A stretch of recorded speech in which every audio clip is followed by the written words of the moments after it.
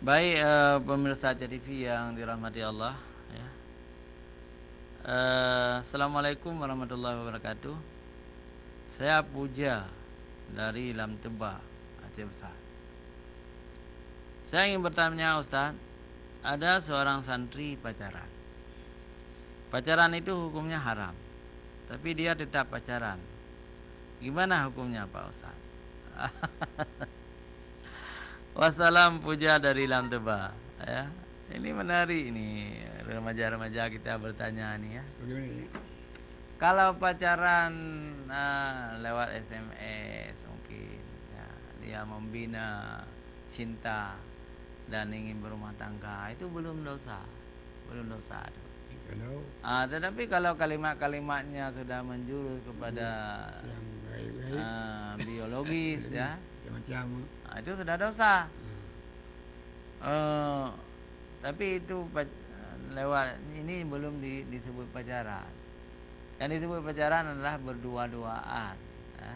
Di mana-mana berdua-duaan di tempat-tempat sunyi, kan itu kan dilarang oleh Rasulullah Sallallahu Alaihi Wasallam. Kata Rasulullah, jangan berdua-duaan, nanti setan jadi orang ketiga.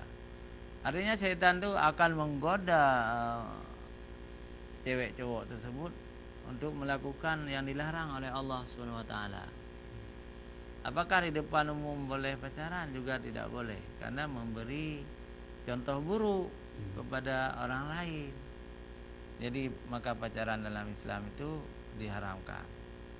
Tetapi mencintai dan bercinta, itu kan, itu terlibat semua orang waktu mudanya. Kirim surat, tulis surat. Kalau sekarang nggak ada lagi orang kirim surat. Di HP sekarang. Langsung aja ditulis di SMS atau di WA. Tapi akhirnya terjalin juga cinta mereka. Lalu dari cinta lewat itu, ya, malah ada lewat Facebook, ada lewat WA, ya. Kadang-kadang sangat jauh-jauh. Satu di Asia, satu di Amerika. Akhirnya mereka datang, bertemu dan nikah. Ada anak Aceh, ya, yang kawin dengan anak Turki, yang kawin dengan anak Skotlandia. Itu boleh saja, itu tidak masalah, itu bukan pacaran, ya. Kalau pacaran itu berdua-duaan, bersentuhan kulit laki-laki dan perempuan yang bukan mahramnya. Jadi kalau begitu kita ambil kesimpulan, bercinta itu boleh, ya, sepanjang tidak melanggar syariat Islam. Dan berpacaran itu tidak boleh, karena pacaran itu negatif, berdua-duaan akan melanggar syariat Islam dan setan jadi orang ketiga. Demikian jawaban kami. Abi, kok tidak ada pertanyaan lagi? Ada tanya ada mana ini di luar tema ni tidak ada Silakan. amat termasuk dalam ini juga. Begini Ustaz, walaupun orang luar tahu kan, mungkin ada yang tak tahu. Bagaimana pengertian ulama salaf dan ulama khalaf? Dapat itu apakah siapa lebih alim ulama salaf ataupun lebih alim ulama khalaf? Ya, baik. Ulama salaf adalah ulama-ulama tabi'in, ya. Jadi para sahabat itu termasuk ulama salaf. Kemudian murid para sahabat, itu ulama salaf. Kemudian tabi', pengikut sahabat, ulama salaf itu juga. Kemudian tabi'in, pengikut atau murid dari murid sahabat tadi. Jadi itu juga semuanya dimasukkan ulama salaf. Salaf artinya awal, ya, ulama awal. Jadi kira-kira 300 tahun setelah wafat Nabi, semua yang hidup di zaman itu termasuk ulama salaf.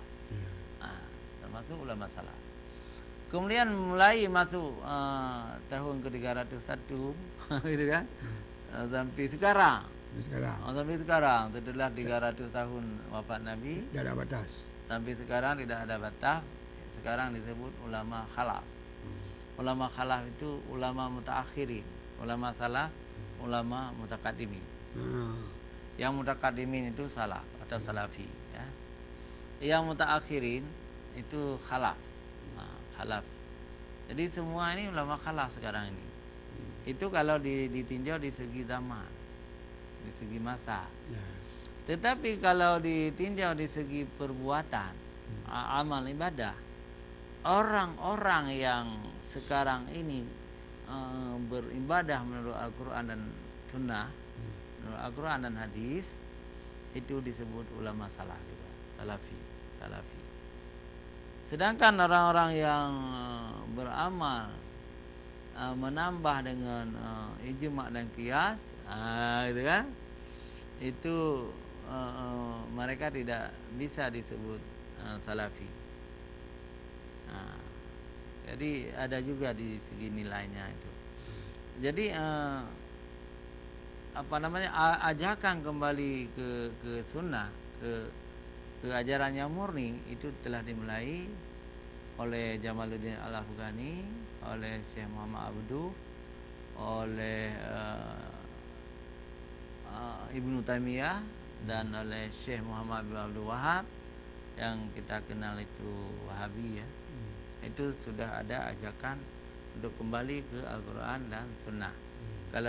Kalau di Indonesia ini telah dimulai oleh Haji Miskin, Haji Sumani, Haji Piabang di Padang atau di Sumatera Barat, dan kalau di Aceh sudah dimulai oleh Abu Indrapuri, Abu Wahab Kenaloy, Abu Dawud Bur'eh, Abu Abdullah Hujarimba,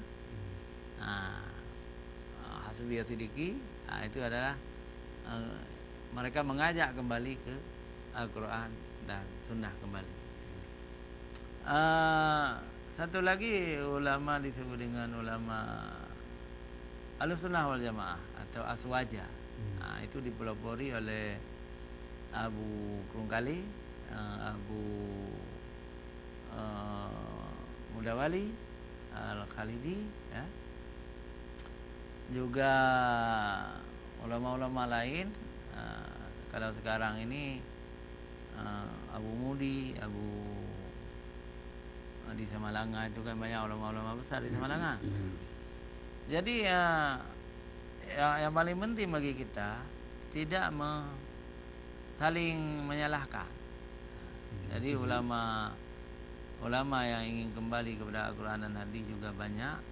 Itu organisasi seperti Muhammadiyah, ada Persis, ya.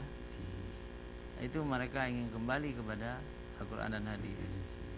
Ada juga Perti di Padang, di Aceh, Perti. Juga ada NU sekarang. Mereka juga menamakan dirinya Aswaja, Ahlussunnah wal Jamaah. Juga bagus, baik. Jangan saling menjelek-jelekan. Jadi ada dinamika, saling menghormati. Jadi adanya salaf dan khalaf itu bukan hanya di Aceh, bukan hanya di Indonesia, tapi di seluruh dunia. Di seluruh dunia ada. Jadi di Arab Saudi itu ada salafi, ada juga khalafi. Di Indonesia juga ada, di Mesir, di Yaman, semua ada. Baik pemirsa Jadi kita sudah mengenal ulama salaf dan ulama khalaf. Mudah-mudahan berguna bagi kita, ya. Ada lagi masuk SMS. Bagus sekali pertanyaan dari Abi tadi. Waktu tinggal sedikit lagi, Abi. Kita tidak lagi menerima SMS. Kita ingin mengambil kesimpulan bahwa hidup ini hanya sementara, ya. Tidak lama. Kita belum ada 100 tahun yang lalu, dan kita tidak ada lagi 100 tahun yang akan datang. Karena itu janganlah sampai di dunia ini kita lalai dengan harta, lalai dengan perempuan, lalai dengan hiburan, meninggalkan ibadah. Jangan sampai seperti itu. Ibadah di atas segalanya. Mengabdi kepada Allah di atas segalanya. Karena Allah menciptakan manusia ini, wa ma khalaqtul jinna wal insa illa liya'budun. Tidak aku ciptakan jin dan manusia itu kecuali untuk menyembahku. Disebut juga dalam Al-Baqarah yang lain, ya. Ya ayyuhalladzina amanu, ya ayuhan nasu, ya ayuhan nasu ubudu rabbakumul ladzi khalaqakum. Wahai manusia, sembahlah aku yang telah menjadikan kamu. Jadi perintah Allah menyembahnya itu. Dan orang-orang yang menyembah Allah itu termasuk orang-orang yang beruntung, di hari akhirat nanti akan diberikan surga. Orang-orang yang lalai dengan dunia ini, lupa menyembah Allah dalam hidupnya, dia akan rugi selama-lamanya dan akan masuk neraka. Kita sangat terpesona dengan sebaik syair dari Abu Nawas. Kata Abu Nawas apa? Kata Abu Nawas, ya. Ya. Wa umri. Ya. Wa umri, dan umurku ini setiap hari semakin berkurang. Dosaku tambah. Sedangkan dosaku terus bertambah. Jadi kita harus tukar ini. Jadi setiap hari pahala itu harus kita kumpul sebanyak-banyaknya, dan dosa kita kurangi sebanyak-banyaknya. Itu yang beruntung. Pemirsa TV, hanya sampai di sini pertemuan kita. Kita tutup dengan doa kafaratul majelis. Subhanakallahumma wa bihamdika asyhadu an la ilaha illa anta astaghfiruka wa atubu ilaik. Wassalamualaikum warahmatullahi wabarakatuh.